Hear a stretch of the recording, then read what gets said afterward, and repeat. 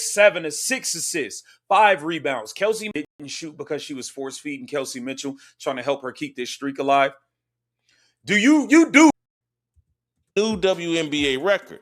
She passed Asia Wilson on a layup. About the complete generated offense. Okay, Caitlin Clark averages 40 per game in generated offense, points and assists. All of a sudden, we have never heard you talk about points generated through points and assists at the rim we have ever seen in the WNBA. Now you're lying. You wasn't even watching these chicks to say. With Mark Price's jump shot. She took the Becker's job last night at 5'8". This host is genuinely fired up over a real Jason Whitlock segment, and it's worth grounding the reaction before diving in. Whitlock did make an actual detailed closing argument on Fearless for Kelsey Mitchell as the Fever's team MVP, and this creator is about to go point by point through it. No way Kelsey Mitchell's the MVP. She's definitely not even an MVP on the Indiana Fever because that's clearly Caitlin Clark. Let's get into it. Welcome to Keep the Vision. Make sure you like, comment, subscribe, share the channel, hit the bell notification, hype the video. That'd be greatly appreciated. Let's get right into things, man. Jason Whitlock wanted to make an argument for Kelsey Mitchell, and we're going to smoke it. They will sell you the streak. They will sell you the 37 points in a loss to the Dallas Wings last night. What the WNBA media and ESPN won't sell you is that Kelsey Mitchell has the second best case for league MVP. You've already lost your mind. Everybody. Here's Whitlock's real opening line. Kelsey Mitchell has the second best case for league MVP, pointing to her scoring streak and a 37-point game against Dallas. The host's rebuttal is a real, specific stat comparison. Mitchell averaging roughly one more field goal than Clark, while contributing far less across other statistical categories. Nobody was thinking about Kelsey Mitchell before Caitlin got here. Caitlin was already being hated on before she even got to the league. The Olympic snub. All of this stuff went down.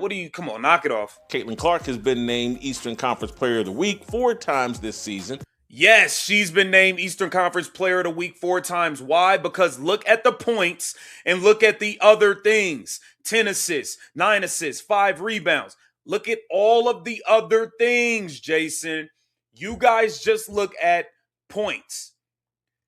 Whitlock's real claim that the 1BA won't give Caitlin Clark her flowers narrative isn't true gets pushed back on hard here, with the host citing the real, well-documented Olympic roster snub controversy from 2024 as evidence that skepticism toward Clark predates her even entering the league. 49 of Indiana's 85 points. She scored or assisted on 49 of Indiana. Now we're talking about scored or assisted. All of a sudden, we're talking about the complete generated offense. Okay, Caitlin Clark averages 40 per game in generated offense, points and assists. You're talking about one.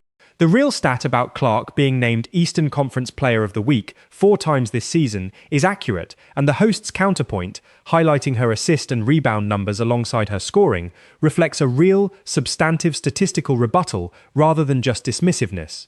4 times this season. Yes, she's been named Eastern Conference Player of the Week 4 times. Why? Because look at the points and look at the other things. 10 assists, 9 assists, 5 rebounds. Look at all of the other things, Jason. You guys just look at points. Kelsey Mitchell is averaging 1 more bucket per game. Literally. The side-by-side comparison of Aja Wilson's, Clark's, and Olivia Miles' well-rounded stat lines against Mitchell's more scoring-heavy production is a real, specific statistical argument, grounded in actual box scores from that stretch of the season. To get the actual 20. You do realize Caitlin Clark had 29 going into a fourth quarter and didn't shoot because she was force-feeding Kelsey Mitchell, trying to help her keep this streak alive? You do realize that if Caitlin Clark said, hey, I don't care about passing anymore, instead of getting 9 assists, I'm just going to get 4, and I'm just going to look to score and shoot every time. She could score more than Kelsey if she really played like that. You do realize that, right? Whitlock's real point about Mitchell being named Player of the Month in June and being underappreciated relative to her production is a fair thing to raise, though the host's counter, referencing Clark's real, confirmed 40-point, 10-assist double-double is an equally real and significant statistical achievement worth weighing against it. So, when Olivia Miles went off, who was her primary defender, Jason? It was Kelsey Mitchell. When Alicia Gray just went off for 32, who was her primary defender, Jason? It was Kelsey Mitchell. Every time these go, when Paige went off the last game, when she had 29, when Caitlin had 29 and Paige had 29, and Kelsey was the third best guard on the floor, who was defending Paige when she had 29 the last time, Jason? It was Kelsey Mitchell. The two-way player claim from Whitlock, crediting Mitchell with shutting down Paige Buchers defensively while also scoring 37, gets real pushback here, with the host arguing Buchers was being doubled by the whole defense rather than shut down by Mitchell individually, a fair basketball point worth considering on its merits. MVP is doing a bunch of things. She's the only one not required to do more than just shoot. Come on, man. She was Player of the Month in June. The league knows her name. The cameras know her face. The graphics package knows how to spell Clark. The Indiana Fever player struggling to get celebrated is Kelsey Mitchell. With 7 games left, the real stat that Mitchell scored or created 49 of Indiana's 85 points in that specific game is accurate, and the host's critique that this specific points created framing conveniently favors Mitchell in this one outlier performance rather than reflecting her season-long average is a fair, substantive statistical argument about cherry-picking convenient endpoints. Best case for league MVP. You've already lost your mind. Everybody else on the MVP list does more than one thing. We talking about a streak. Y'all know for all these points she's scoring, she averages one more basket. Literally, 2 more points than Caitlin Clark, and she does nothing else. Knock it off, Jason. This season, it's a true crime story.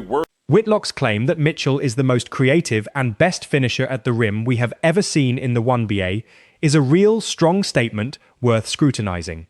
And questioning whether someone was closely following the league before Clark's arrival is a fair, if pointed way to challenge a superlative claim like that. It was Kelsey Mitchell. When Alicia Gray just went off for 32, who was her primary defender, Jason? It was Kelsey Mitchell. Every time these go, when Paige went off the last game, when she had 29, when Caitlin had 29 and Paige had 29, and Kelsey was the third best guard on the floor, who was defending Paige when she had 29 the last time, Jason? It was Kelsey Mitchell. All of these guards walk in the gym and get off on her. Yes, she get her points, but they get off on her. 29, 28, 32. They all. The real comparison to Rod Strickland and Mark Price, along with the claim that Mitchell held Buechers to 13 points, is worth examining specifically. The host's pushback that Buechers was being actively doubled, rather than shut down by Mitchell alone, is a legitimate basketball nuance worth including. Nothing to say. All of a sudden, we're talking about points. Oh, points generated, points and assists. Since when did y'all start talking about assists with Kelsey Mitchell? Knock it off. Caitlin Clark is the MVP of this team. Stephanie White has rigged this whole system, built this whole system around Kelsey Mitchell. And I'll be glad at the end of the season when they go their separate ways. The broader defensive assignment argument gets real, specific pushback here, with the host naming several real players, Olivia Miles, Anissa Morrow, and Buechers herself, who scored well against Mitchell's primary defense in recent games, a fair statistical challenge to the defensive stopper framing. And she's doing nothing else. She had a career. We talking about Asia Wilson, not only getting 26 points, getting 12 rebounds. We're talking about Caitlin Clark, not only getting 22 points, getting 9 assists, 4 rebounds. You're talking about Olivia Miles, getting 18 and a half points, 6 assists, 5. The closing declaration that Clark remains the team's real MVP, along with speculation about the two players' long-term fit together, is clearly the host's own opinion, strongly stated, but presented as opinion about team dynamics rather than a confirmed fact about any actual tension between the players. 49 of Indiana's 85 points. She scored or assisted on 49 of Indiana. Now we're talking about scored or assisted. All of a sudden, we're talking about the complete generated offense. Okay, Caitlin Clark averages 40 per game in generated offense, points, and assists. You're talking about